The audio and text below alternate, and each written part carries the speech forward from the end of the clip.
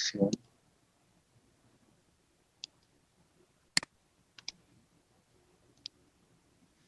Entonces les decía, y bueno, esto último que comentábamos. Entonces, si revisemos a ver si está de casualidad. El diccionario es el más completo, pero ya hay una nueva edición. En la primera edición es del 92 y ya hubo una segunda edición y ya está preparada una tercera. Para la segunda edición, fíjense qué interesante y qué comprometida Elizabeth Rudinesco.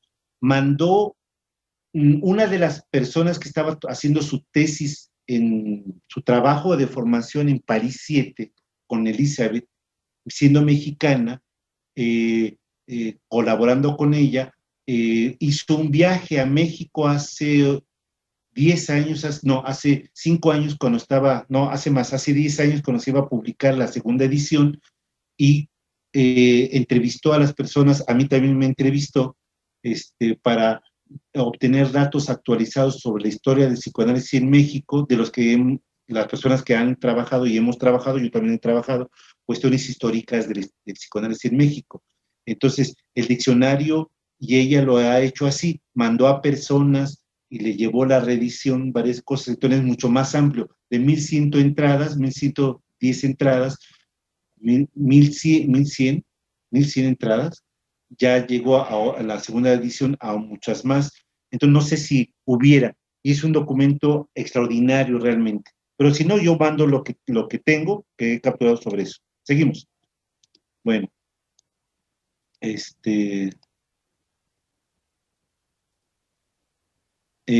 luego, en ese sentido, si hiciéramos una semblanza rápidamente de lo que sucede con Ana Freud, sí, con Ana Freud, yo diría, miren, el trabajo de Ana Freud, cuando uno revisa, yo tengo los trabajos de Ana Freud que no se consiguen con facilidad ya, no se han reeditado, por como desplazamientos, mercado, un poco cuestiones de mercadotecnia también, y de instituciones y demás, y Klein ha hegemonizado el trabajo clínico, no quiero decir que esté mal, sino simplemente hay cosas que son interesantes.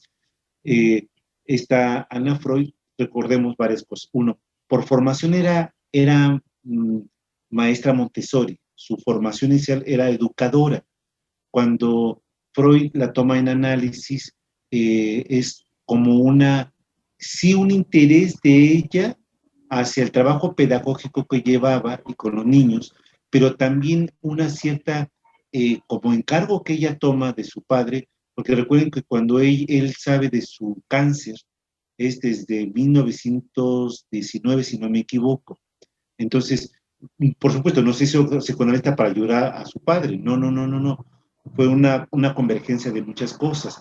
Pero tomando en cuenta, ¿se acuerdan que una de las preguntas que hice en la guía era qué pensaban sobre ese párrafo de Freud donde dice que en ese momento para generar un estado de menor angustia en los niños, la mejor persona para ser el analista de los niños es el propio padre? ¿Se acuerdan de esa frase? Y que les dije qué pensaban de ella.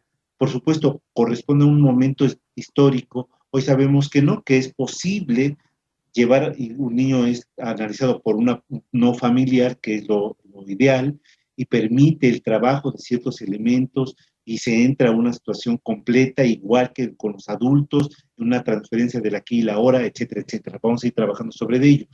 Pero la parte importante, digamos, es que eh, eh, Ana Freud hace no crean que uno diría, sí, hoy nos hemos quedado en términos de actualización con la imagen crítica no sana, fue una crítica no sana, fue bastante rabiosa, por decirlo así, por decirlo menos, o bastante desproporcionada, sí justa en algunas cosas, pero desproporcionada, y descalificaba el trabajo de Klein hacia Ana en eso del simposio. Vamos a trabajar un poco el texto del simposio de 1932, donde es esa parte. Pero si examinamos ya el texto de Ana Freud, fíjese que muchos de sus elementos posteriores, fueron base metodológica para el trabajo de la clínica Tavistock. Recuérdense que la clínica Tavistock era un espacio, es un espacio donde se recibe a personas en un servicio comunitario, donde analistas de renombre y información se tiene una atención seguida y observada, pero personas de gran renombre, el mismo Winnicott estuvo encargado de la clínica, el mismo Mercer, Bion.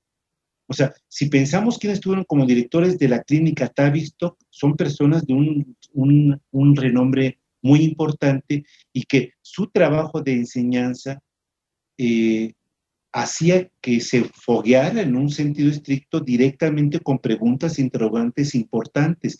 A veces este trabajo de decir, a mí me interesa mucho, sí, uno diría, yo quiero trabajar ya con grandes ligas, no me quiero ir a Canadá, Estados Unidos, Inglaterra, Argentina, y estar con sí, pero también cuando uno, es una experiencia muy bonita, pero también a veces trabajar en espacios como, por ejemplo, hoy esto de la Universidad Pontificia, en asesorías, en trabajo, en supervisión, la experiencia que está teniendo esta eh, Norma con esta persona en estas llamadas a través del proceso de entrevista vía, bueno, trabajo terapéutico en vía remota, estando la persona en situación de presidio, son experiencias que no se tiene de cualquier forma y en ocasiones los que más necesitan son los que tienen vivencias y problemáticas mayores. Piensen nada más el caso Dominique, ¿de dónde lo tomó esta Dolto? El caso Dominique lo tomó Dolto de la Casa Verde, de este espacio que ella funda como una casa de atención específica para el trabajo directamente con niños, con población vulnerable, con que podían pagar un pago simbólico, y el caso Dominique es de una población marginal que no podía ir a un consultorio de un psicoanalista renombrado, y lo fue atendido por esta Françoise Dolto. Entonces, yo creo que esa parte de no abandonar, digamos, es como, por supuesto, tener pacientes que pueden pagar honorarios como los que los analistas didactas pueden estar planteando, ¿no? Cantidades de 1.500, 1.700, 1.200, sin duda, y tener a personas que pueden ir con esa cantidad 3, 4 veces a la semana, uno diría, con 5 sesiones, con 6 sesiones al día, uno diría, pues ya tengo resuelto varias cosas, claro, pero también trabajar con analistas, con personas en proceso de análisis didáctico, no es lo mismo que entrar con situaciones cuyos parámetros sociales, culturales, presentan gran dificultad. Entonces es muy interesante esa implicación. Y yo creo que hay un compromiso que nos toca. No quiere decir que uno lo dedique todo el tiempo, pero equilibrar me parece interesante, ¿no? Y yo creo que aquí faltaría, sí, la clínica Ileya tiene una clínica, pero no es un espacio de canalización de pacientes con un protocolo que no es revisado por Norberto ni Celia Bresma, los fundadores. Es una red social de apoyo con un costo mínimo que va desde los 50 pesos hasta los 150, me parece, o 200 pesos ahora, etcétera, etcétera, y posibilita a muchas personas auxiliarse con trabajo profesional como los que hacen varias de ustedes en el Eleya también y en otros lugares, pero y va ayudando una práctica. Y fíjese qué interesantes esas experiencias. Y uno diría, pues ya pagué mi cuota, ahora ya me toca estar a otro nivel. Pero si uno lo piensa, los grandes casos que fueron presentados por las personas fueron trabajados. Lo que hizo Mercer fue trabajo de personas que estaban en la clínica, precisamente de Tavistock, y así. Bueno, ya no me tardo más. Seguimos. Entonces, bueno, yo no lo que diría, como ubicando lo de Anna Freud, sería fundamentalmente dos cosas. Uno, respecto a Anna Freud, decir que el trabajo nos brinda recursos para mostrar que escuchar a los padres, para Klein era, no necesito escuchar a los padres, viendo y escuchando directamente la imagen que el niño me refleja, con ello yo entiendo lo que va ocurriendo. Y es extraordinario la capacidad de esa intuición. Fíjense, ninguna de los dos argumentos, uno puede decir, sí, es que una era educadora y que era Ana Freud, ¿no? Y la otra era, y había estudiado el primer semestre de medicina y la situación, todo lo que sabemos de la biografía de Klein, que tendríamos que revisarla. Este, eh, uno de los libros más importantes, más amplios de la biografía de Melina Klein sería el de Gloskurt, ¿no? Vida y obra, un documento de casi 470 páginas. Se los voy a mandar para que lo veamos y todo, y les voy a decir cuáles son las más amplias e interesantes de Ana Freud, por supuesto. Pero ahorita lo que quiero nada más transmitirles es, veamos cómo cada una de las herramientas nos auxilia enormemente. ¿Qué elementos son interesantes? Miren, la premisa de Klein, de decir, el trabajo, la visión del padre me distorsiona la imagen que yo haría del hijo y necesito ver el desplegar del niño porque los padres ya tienen un tamiz. Uno diría, es cierto, sí, hay papás que llegan y tienen un tamiz donde hay un fastidio, enojo, molestia y hablan del niño como si fuera el demonio de Tasmania, ¿no? Hay momentos de adolescentes donde los papás están cansados y hay una especie como de saturación emocional que hablan de ellos varias cosas con dificultad, por supuesto.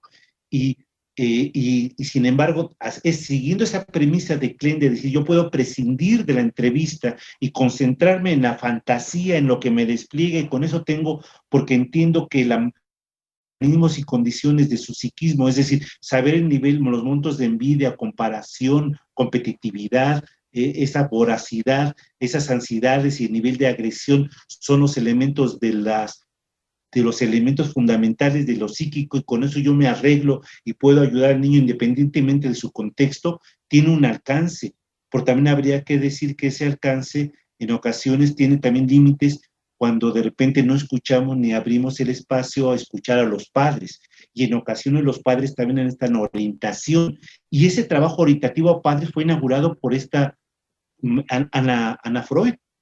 Klein cerró casi siempre la puerta a los papás, ella se concentraba con los niños. Una gran virtud fue eso, descubrió el mundo interno plagado de objetos interiorizados donde la voracidad, es decir, la competitividad, el deseo de apoderamiento, los sentimientos agresivos y violentos y el sadismo introyectan un mundo despiadado en el niño. Y ella se encargó de limpiar todo eso y decir, eso también pasa en los adultos, y si tenemos problemas en la vida adulta y social es porque estamos proyectando y colocando en el mundo, vemos lo que tenemos dentro, no vemos lo que hay afuera, sería la formulación de Klein.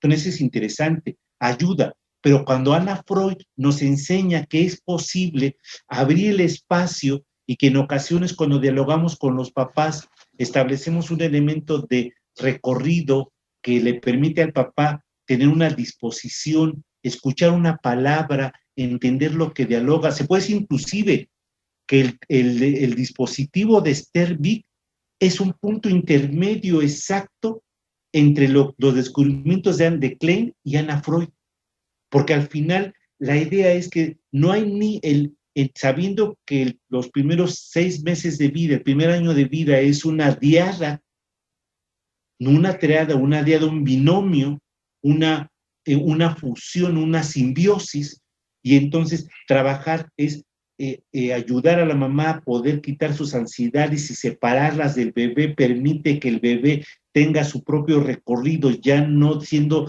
el depositario de las ansiedades de la mamá. En última instancia es un elemento que conjuga estos dos dispositivos, y lo que Ana Freud va planteando es la posibilidad de decir que pueden también orientar a los papás, y que hay papás, y esa parte de aperturar la orientación, habría que decir que Dolto se encamina a este recorrido desde otro punto de vista y dice, tengo que educar en un sentido, o sea, yo no voy a trabajar analíticamente con los papás, voy a orientarlos y voy a trabajar con los médicos y con los maestros, y por eso hizo los programas de 3 años de radio que hizo antes de morir en el 84, del 80 al 83, los llamados en la estación de radio que se llamaba La Doctora X. Ella no que necesitaba promoción ni nada, y daba orientación, y de ahí se publicaron 5 libros de la transcripción de los programas radiofónicos y de orientación a papás, porque ella planteaba que el psicoanálisis es una profilaxis, es un auxilio en el alivio de la neurosis social que necesitamos trabajar e incidir. Entonces podríamos decir que Ana Freud no estaba tan errada. En un sentido estricto, orientar, acompañar, dialogar, dar una palabra, porque lo que vamos a ver con los bebés es, lo que vamos a observar es que la observación de bebés es señalamientos e interrogaciones a la madre que le permiten tomar distancia para entender de otro modo su vínculo, separando esas ansiedades donde el niño es parte de su mundo interno, y eso, si está plagado de ansiedades, estará lleno de ansiedades el bebé. Entonces, ese elemento me parece extraordinario, con eso me quedaría. Hay más elementos interesantes y volvemos entonces, no son partidos políticos, no son equipos de fútbol, no son instituciones, los de tal institución, los del APM, los de la otra institución, los de... No, creo que es una cultura psicoanalítica. Klein, Anna Freud, psicología del yo, Lacan, tienen elementos que nos auxilian como elementos para trabajar en la clínica, y hay cosas más interesantes, algunos les interesa más, otros, y tienen razón de por qué se identifican, porque se identifican con sus analistas con estas líneas, porque el trabajo, pero son al final herramientas, no podemos decir no sirve en un ejercicio de prejuicio. Creo que ese es el compromiso que tendríamos. Entonces, es interesante pensarlo de ese modo. Vamos a lo siguiente y nos adentramos ahora directamente a Klein.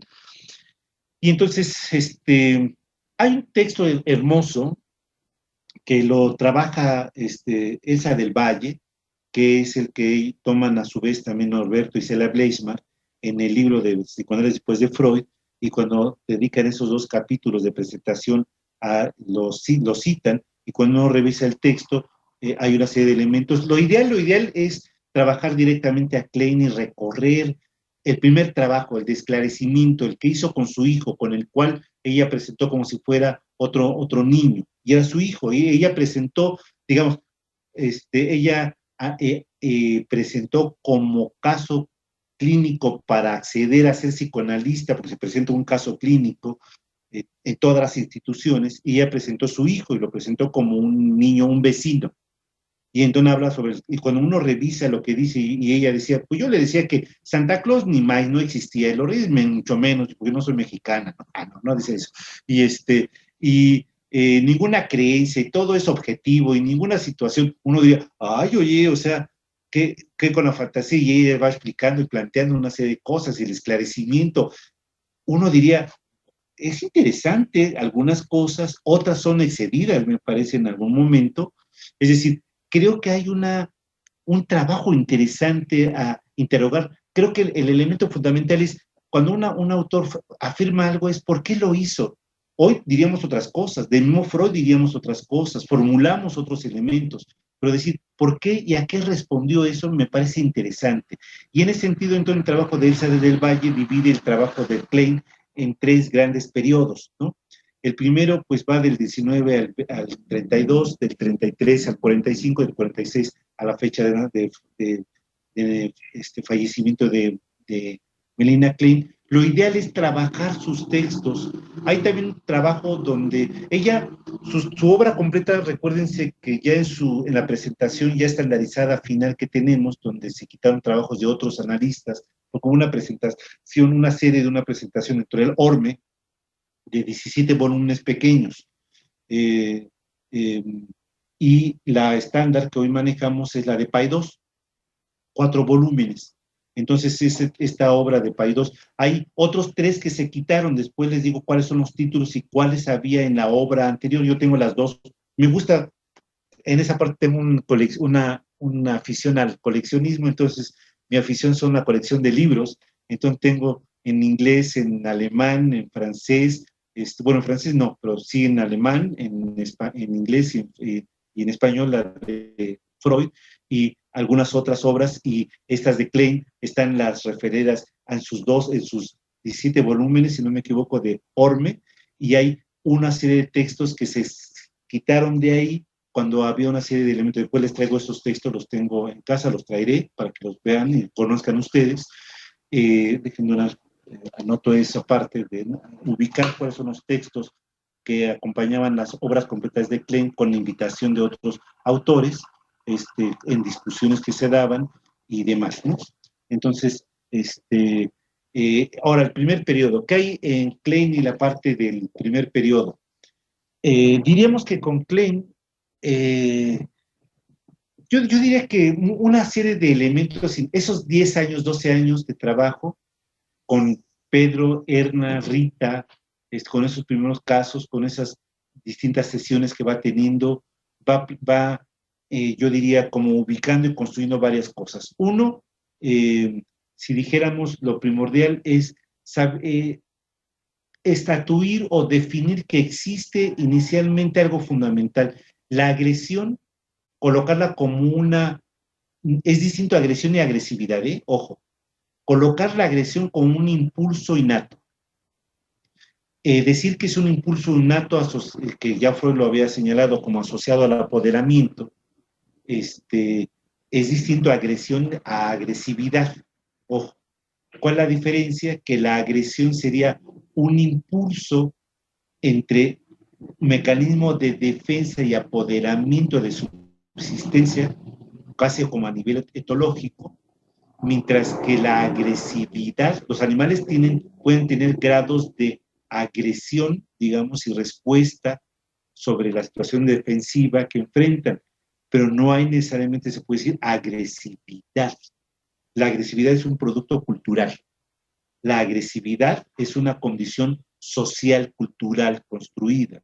Entonces, decir ese elemento, señalar que cuando ella fue viendo y observando las ideas de los niños y que decían, y entonces que comían y que lo que ella fue descubriendo fue que los niños tenían una visión, una mirada parcial del mundo, no solamente de los padres, no solamente era un pecho, un pene, sino eran como áreas y elementos donde entonces, de hecho nosotros lo seguimos viendo, o sea, veamos cómo la vida de cómo esto que se llama escisión lo planteamos. ¿Cuántas veces como hijos escuchamos esto de nuestras madres, ¿no? No te quiero, vete de aquí. Te has portado mal, ¿no? Uno diría, realmente es así que no te quiero porque porté mal. Uno diría, hoy como padre, uno diría lo contrario. A mi hijo lo amo, haga las burradas que haga, por supuesto trato de orientarlo y sujetarlo y plantearle normas y elementos de estructura cuando eran pequeños, pero no lo dejo de amar. Pero la frase era, y era cierto, en ese momento algunos papás incluso te dicen, ¡ay, me chocas! ¿Se acuerdan de esas? A menos mi madre es bastante enfermita. Mi madre murió cuando yo tenía 16 años, entonces ella sí era, o sea, nada más por eso no fue tan largo mis 20 años de análisis, porque nada más fueron 16 años que vivió mi mamá conmigo, o yo con ella, y estaba bastante enfermita, pero bueno, no voy a presumir de mamá, ¿no? Cada quien tiene. Por la parte interesante sería, esa parte de cuando se enojaban y nos enseñaban los dientes, ¿no? Las mazorcas, como decía mi abuelita, ¿no? Y casi, ahora son ellos los que lo hacen, ¿no? En algún momento, pero bueno, la parte interesante, digamos, es cómo esa forma de ver la relación de nosotros con los niños, déjenme ver, creo, no sé si ya me contestó.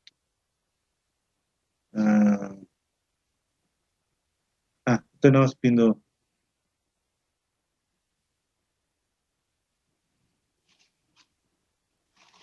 Que me preguntaba, okidoki. Prende de unas por ahí la luz, porfis. Sí. Y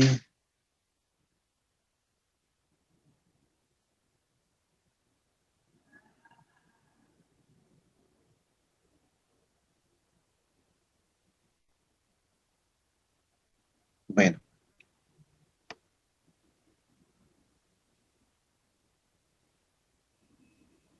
Bueno, entonces, bueno, listo. Entonces, siguiendo con estos elementos, diríamos entonces, fíjense cómo esta parte de lo que tiene que ver con estas, ¿qué implica que Klein entonces nos dijera eso, nos planteara, nos ubicaba varias cosas? Uno, entonces, que esa agresión y esos impulsos, se puede decir que uno coloca permanentemente eso, y yo decía estos ejemplos de lo que pasa con los adultos, y esa parte, porque seguimos en una parte parcial. Cuando uno se enoja, ¿qué es lo que hacemos? Vemos el enojo que nos ha generado un vínculo con la pareja, con el hijo, con el vecino, y en ese momento se vuelve un elemento que separamos y colocamos allí, y qué difícil es como restablecer en algún momento. Es decir, pensemos en este sentido como la fluidez del contacto social espontáneo se ve atravesado por esta historia previa del modo en que interiorizamos y proyectamos las cosas. Es como si a mayor nivel de proyección de estos impulsos e inquietudes, menor objetividad, y interioricemos más elementos, porque cada elemento de interiorización, fíjense, estos componentes de interiorización eh, son importantes. La interiorización es que yo coloco dentro de mí algo que me impronta, algo que yo vivo, y me identifico con esa persona, esa actitud, ese rol. Puedo identificarme con el objeto agresor, con el objeto agredido. Y ese elemento de interiorización va a colocar elementos que van a ser como parámetros míos, como guías para mí. Entonces, fíjense cómo es como si nuestra vida social estuviera plagada de estos elementos de proyección. En ese sentido, diríamos, desde Klein, el gran problema es que nuestra vida social la construimos, la mediamos siempre por estos elementos proyectivos y de interiorización, que nos impide ver lo que ocurre con las personas en su condición, en la que no respondamos cuando nos pican esos botones rojos que tenemos. Lo que va a referir Klein es que esa conducta de los niños tan impulsiva, momentánea, agresiva, que ellos lo hacen en el juego, y nosotros digamos, es interesante. Si si el niño se enoja con el juguete, lo avienta, lo arroja como un objeto, pero después nosotros lo hacemos con las personas. Eso es interesante. Los niños lo hacen con el juego, y ellos se enojarán y después con nosotros, y sí, van a reproducir y plantear elementos del cual tenemos que ir delimitando, castrando en ese sentido, ser firmes con amor en ese plano, pero se trata de un elemento y una condición que tiene estas características. Entonces, me parece que este elemento de qué implica la introducción y la proyección son elementos interesantes. Y bueno, hay una serie de conceptos que vamos a ir trabajando. De los elementos generales, digamos, que nos va planteando, sería saber que esto constituye el mundo interno. ¿Qué es el mundo interno? Mundo interno es el modo en que yo, por estas vivencias directas que me dan lugar a una interiorización, me conduzco ante la vida y las cosas. Y cómo esta forma de relacionar va a tener esas condiciones. Y es como si entonces mi mundo interno va a ser el tamiz o los lentes mediante el cual veo el mundo. Y puedo decir, y en todos lados hay, les voy a poner algunos ejemplos. Mm, eh, una paciente reciente que yo vi me decía, es que yo ya no puedo sentirme, dice, fíjense, ella trabaja en el ámbito del derecho, en ciertas áreas jurídicas, como en los juicios orales de lo familiar. Y entonces, en ese sentido, va a establecer eh, eh, a su esposo le da COVID, ella también tiene COVID, yo la he estado viendo a distancia, en línea, de forma remota, tiene ahorita 20 días, ya casi está a punto de salir, dice, Yo hoy por hoy ya no quiero contestar celular porque ahorita no estoy yendo a trabajar naturalmente, pero me hablan de que varios pacientes, varias personas le están sucediendo, están entrando como pacientes a atenciones de urgencia. Su esposo ahorita está en un grado, un 60% de urgencia está siendo atendido, es un trabajador de puesto intermedio en el metro, y entonces tiene un buen hospital, y asiste y lo están trabajando y está atendiendo y está saliendo bien. No, y ella lo que comenta es que ella, casi cualquier llamada ahorita para ella es una mala noticia. Y ella comenta, yo ya sé que estoy saliendo, pero yo siento que me voy a contagiar, aunque ya salí, ya me dio, siento que o voy a estar contagiando o me van a contagiar. Vive un estado de ataque permanente. Y uno diría, eso es objetivo, eso está pasando, no está en su mente. Claro, pero eso tiene que ver con el tamiz. Con ella he trabajado ya por 2 años, y hay una serie de elementos que hemos ido trabajando sobre su vivencia y su condición. Y ella vivía con casi casi hoy, quiten los virus, quiten coronavirus, y lo que ella diga del, del COVID-19 es lo que ella diría de lo que ocurría en la dinámica de sus hermanos, su papá y su mamá. Atacantes, voraces, difíciles, que le angustiaba, le ahogaba, no sabía qué hacer. Es decir, es como si estos elementos de regresión que decía Freud nos colocan en ello. Entonces, no es el entendimiento del mundo interno del niño nos permite entender el proceder del adulto en el presente. Esto es lo que me parece como extraordinario. Entonces, el mundo interno es el conjunto de referencias y significados con el que me guío, pero que también coloco sobre los demás, y me mantengo en ello, y qué difícil es ir cambiando y transformando y resignificando mi vínculo para hacer de ello un elemento nuevo con una posibilidad distinta en la que yo, en mis elementos de aprehensión, voracidad, comparación, no entre en esos elementos que oscilan entre la posición esquizoparanoide y maníaco-depresiva. Entonces, ahora entremos a la teoría de las posiciones, segundo periodo. Entonces diríamos en ese sentido que lo que vamos viendo acá es ¿en qué elementos tenemos en este proceso? En 10 años, Klein, del 19 al 12 años, crea esta noción de mundo interno, objetos internos, este elemento de entender que algo fundamental. Para ella, los impulsos agresivos cuyo elemento cúspide es el sadismo, es un pasaje indispensable para graduar los elementos afectivos.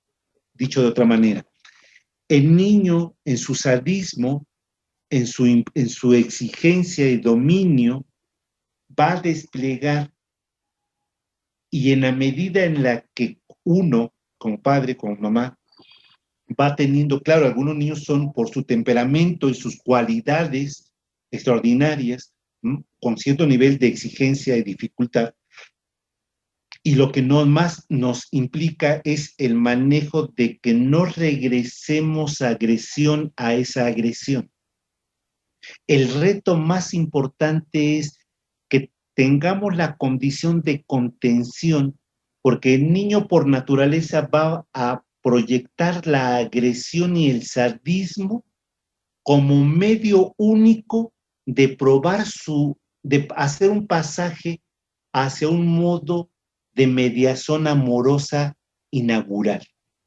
El niño, en su pasaje de humanización, en su camino de volverse adulto, va a ejercer, por su temperamento y con elementos que le constituyen niños y niñas, esta condición de impulsos agresivos y sadismo como un elemento que le permite la mediación hacia un equilibrio al umbral depresivo que es el vínculo amoroso.